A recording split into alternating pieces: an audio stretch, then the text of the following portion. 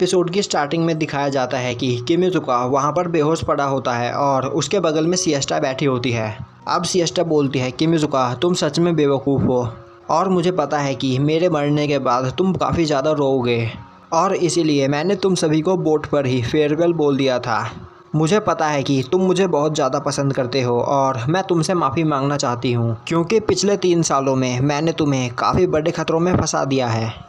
मैं तुमसे एक और बार बात करना चाहती हूँ और तुम्हारे हंसते हुए चेहरे को देखना चाहती हूँ।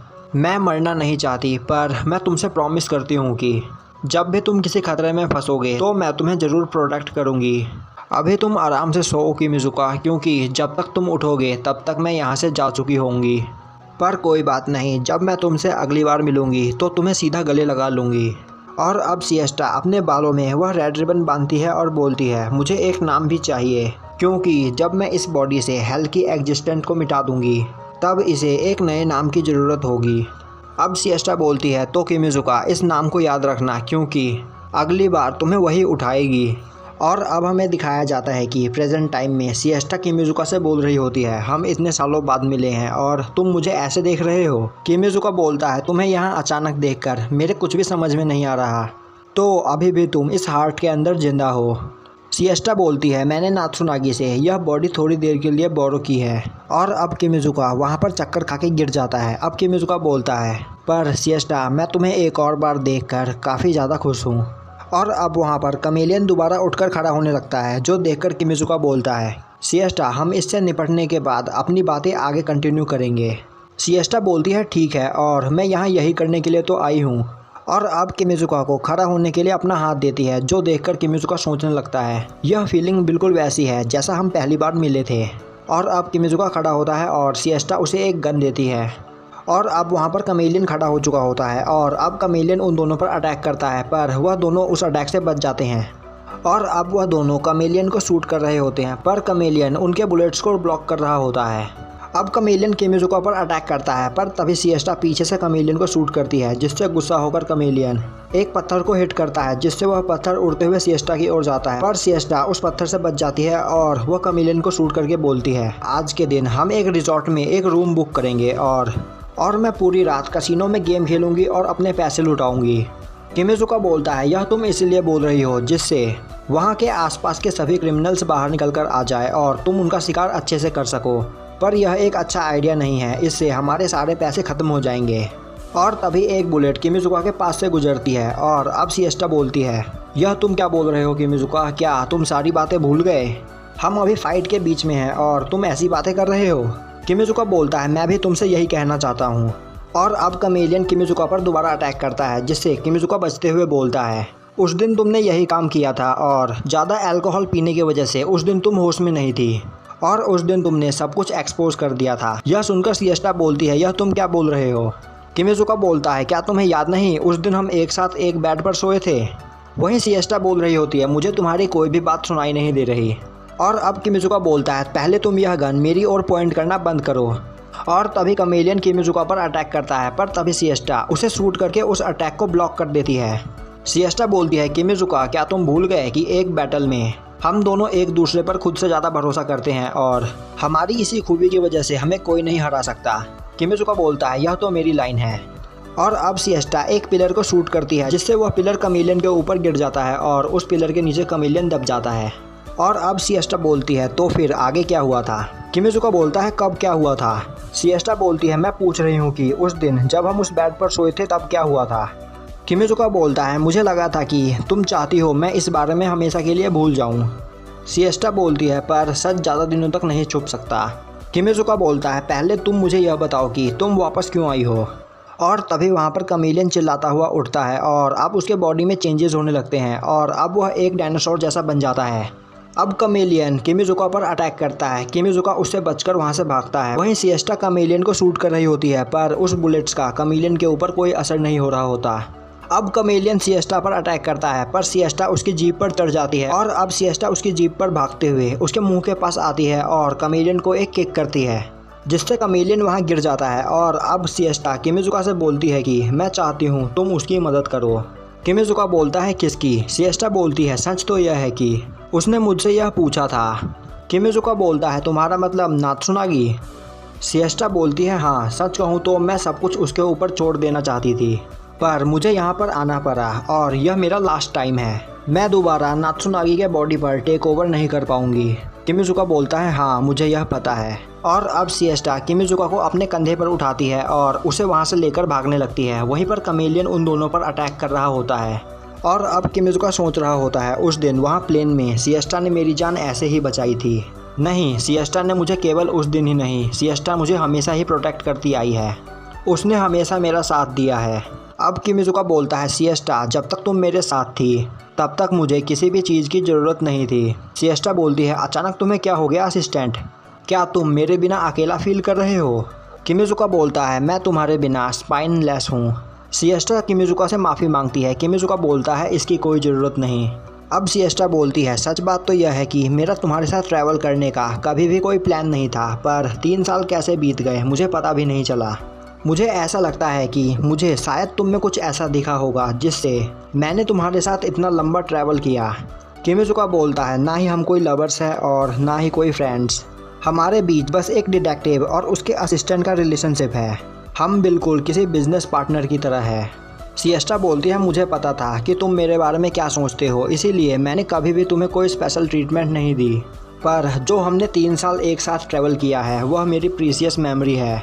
और अब किमिजुका इमोशनल हो जाता है, पर तभी सिएस्टा उसका सर सहलाते हुए बोलती है तुम सच में बेवकूफ़ हो किमिजुका, तुम एक मरे हुए पर्सन के साथ टफ बिहेव करने की कोशिश कर रहे हो।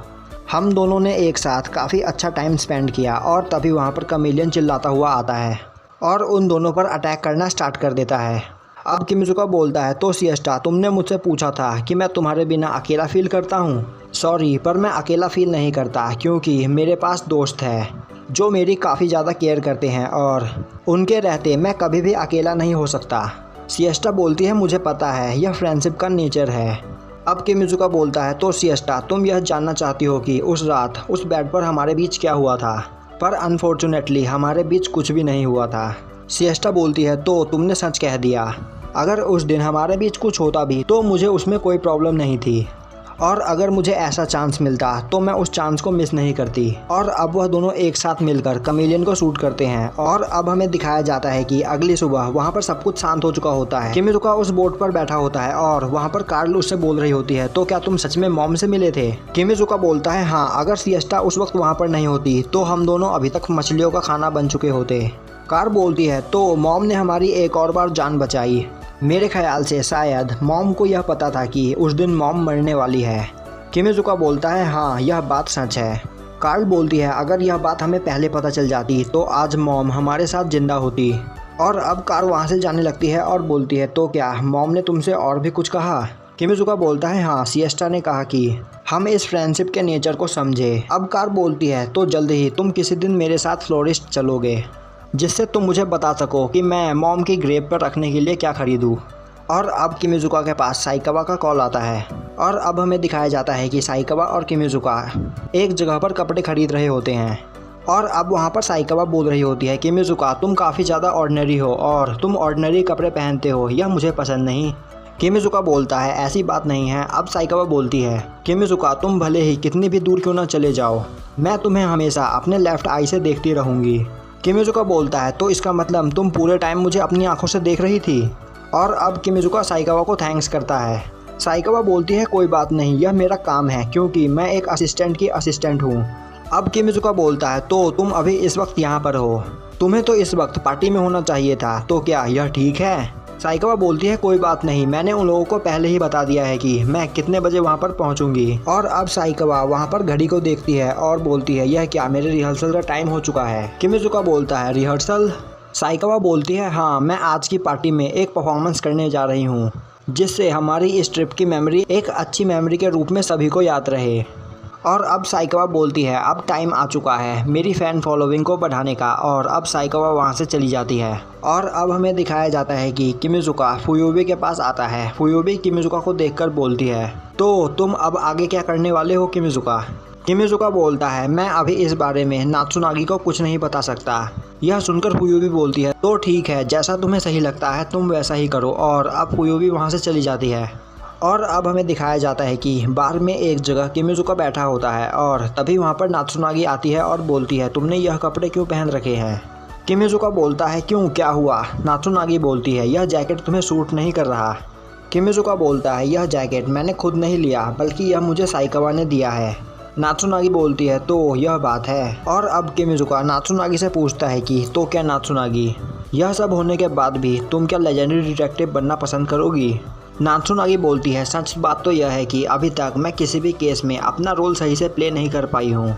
मैं अभी तक कुछ नहीं कर पाई, यहाँ तक कि तुम और साइकावा मुझे हर बार बचाते हो, पर फिर भी। और अब किमिजुका बोलता है मैंने सिएस्टा से बात करी और उसने मुझे बताया कि तुम अपनी बॉडी सिएस्टा को देने के लिए तैयार हो गई थी। और अब नात्सुनागी को उसका फ्लैशबैक याद आता है जिसमें वह सपने में सिएस्टा से बात कर रही होती है। सिएस्टा बोलती है तो क्या तुम सच में अपनी बॉडी मुझे देना चाहती हो। नात्सुनागी बोलती है हाँ मैं यह सच में करना चाहती हूँ। सिएस्टा बोलती है पर यह बॉडी तुमसे बिलोंग करती है तो तुम इसे मुझे क्यों देना चाहती हो। नात्सुनागी बोलती है हाँ तुमने सही कहा, इस बॉडी के सभी पार्ट्स और सभी ऑर्गन्स मेरे हैं पर यह हार्ट मेरा नहीं है और इसीलिए मैं चाहती हूँ कि तुम मेरे साथ कॉन्शियसनेस एक्सचेंज करो और किमिजुका को बचाओ।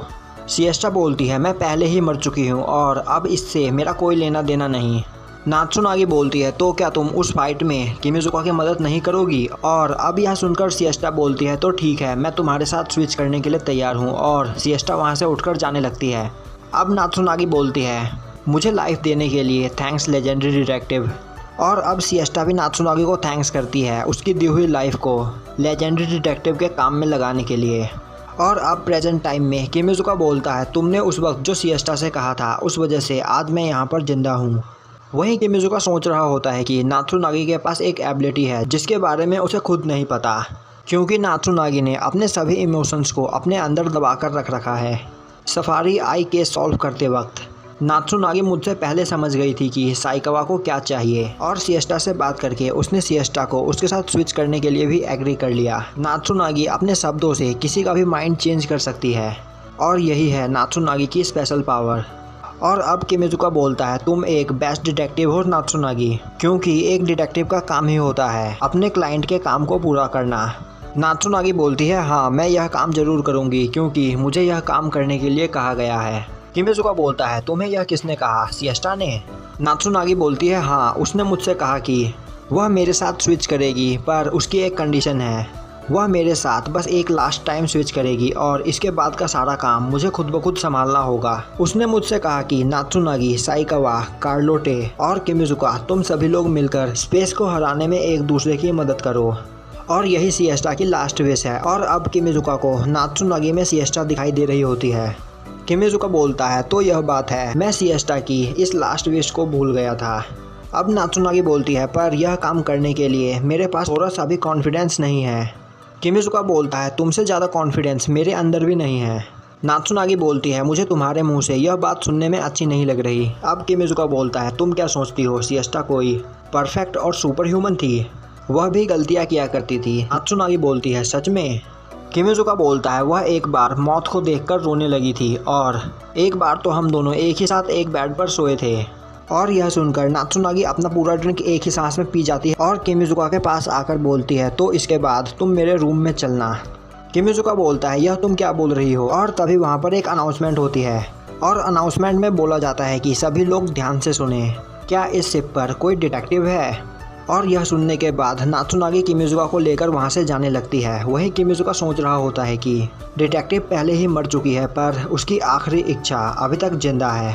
और अब एपिसोड के लास्ट में हमें दिखाया जाता है कि सिएस्टा ने लास्ट में किमिजुका से कहा था कि जो पर्सन तुम्हें लास्ट में जगाएगी वह कोई और नहीं बल्कि नात्सुनागी नागिसा होगी। और यहीं पर हमारा सीज़न 1 और एपिसोड 12 ख़त्म हो जाता है। तो यार कमेंट करके बताओ कि यह वीडियो आपको कैसी लगी। अगर वीडियो अच्छी लगे तो लाइक करें, चैनल पर नए हो तो सब्सक्राइब करें और बेल नोटिफिकेशन को ऑल पे कर दें जिससे हमारी आगे आने वाली वीडियोस आपसे मिस ना हो।